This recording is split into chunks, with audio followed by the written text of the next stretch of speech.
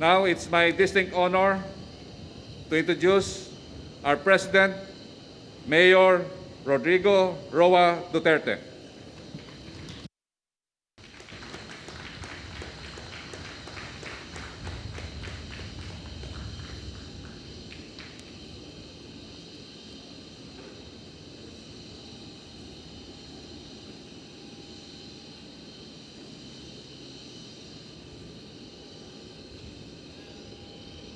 Executive Secretary Salvador Medaldia.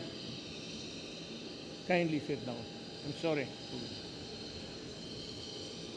Foreign Affairs Secretary Teodoro Locsin Jr., the People's Republic of China Ambassador to the Philippines, His Excellency Wang Xilian, National Defense Secretary Delfin Lorenzana, Health Secretary Francisco Duque, Cabinet Secretary Carlo Nograles, Transportation Secretary Arthur Tugadi, and the other members of the Cabinet, the National Task Force Chief Implementer and Vaccine Czar, Secretary Carlito Galvez Jr., National Task Force Deputy Chief Implementer, Secretary Vicencio Dizon, Senate Committee on Health and Demography, Chairman Senator Bongo, AFP Chief of Staff Lieutenant General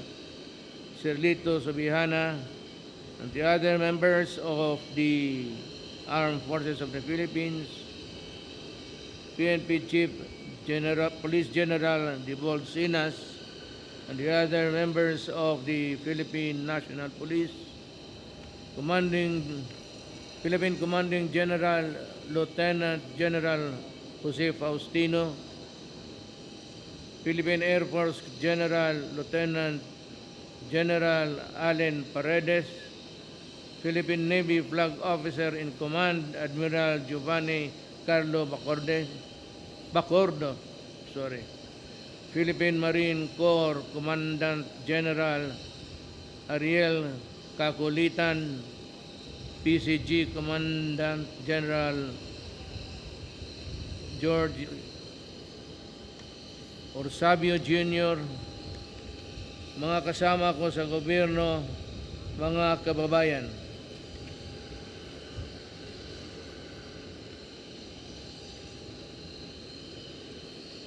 My fellow Filipinos, we welcome this day with high hopes of finally ending the COVID-19 pandemic in our country. Today, we make another step towards an ongoing fight against COVID-19 as we receive 600,000 CoronaVac doses from the People's Republic of China. I convey my sincere gratitude to the Chinese people and the government of China for this gesture of friendship and solidarity, the hallmark of Philippine-China partnership. I also thank Secretary Galvez and Team Pilipinas for working very, very hard, and I would like to personally thank Ambassador Wang Xilian for helping ensure the timely delivery of this donation. I said it before and I will say it again. COVID-19 vaccines should be treated as a global public good and made available to all, rich and poor alike. No nation, no people should be left to suffer the ravages of this pandemic for whatever reason. Comprehensive global recovery hinges on the equal and easy access by everyone to life-saving vaccines, because at the end of the day, as repeatedly said, no one is safe until everyone is safe. Countries must therefore continue working together and do everything humanly possible to ensure a good outcome of every person. With this very important shipment, I am confident that more batches of vaccines will be available with great dispatch until every Filipino will be given the chance to be vaccinated at the earliest possible opportunity. I wish to assure the public that your government remains committed to a timely rollout that will enable us to confidently reopen our society. The delivery of this first batch, I hope, will serve as a guarantee to everyone that we are taking a big step in our efforts to overcome this health crisis. The delivery of this first batch, I hope, will serve as a guarantee to everyone that we are taking a big step in our efforts to overcome this health crisis. As we prepare for the distribution of these vaccines, I am directing all concerned agencies to institutionalize the whole of government approach in its rollout. I cannot stress enough, we cannot afford to waste time or resources in the distribution of these vaccines because we are dealing with precious lives.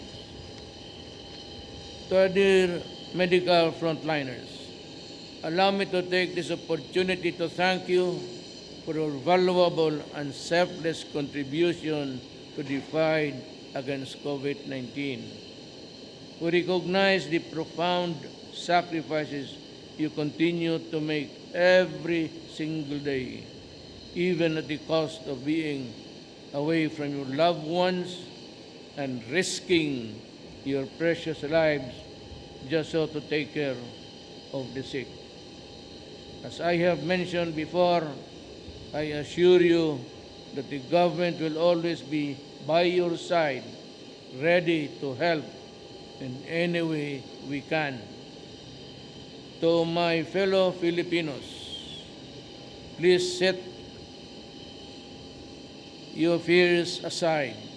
These vaccines are backed by science and deliberated on by our expert, Filipino experts. I encourage you to get vaccinated at the soonest possible time and be a partner in preventing the further spread of the disease. To those who will be vaccinated, I also urge you to continue practicing health and safety protocols as we await for the final approval of all and more vaccines. Remember to wear masks, wash hands, and observe social distancing. Your cooperation here is key and will be undoubtedly saves numerous lives along. With entire nation's support, I am confident that we will claim victory over this pandemic. Panahon ngayon para magbayanihan. Let us demonstrate unity in our shared task of nation building and healthier society of every Filipino. Before I end, I would like to just add that China has donated several vaccines to several countries, but it is only the donation made to the Philippines that was carried by a Chinese government plane. Yung iba kinukuha doon sa China, dito hinatid sa atin. Maraming salamat po.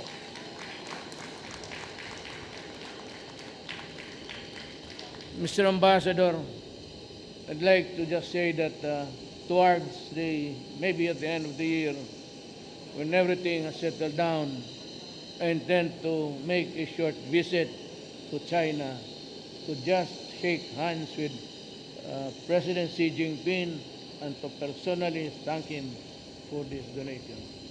Thank you. Maraming salamat po.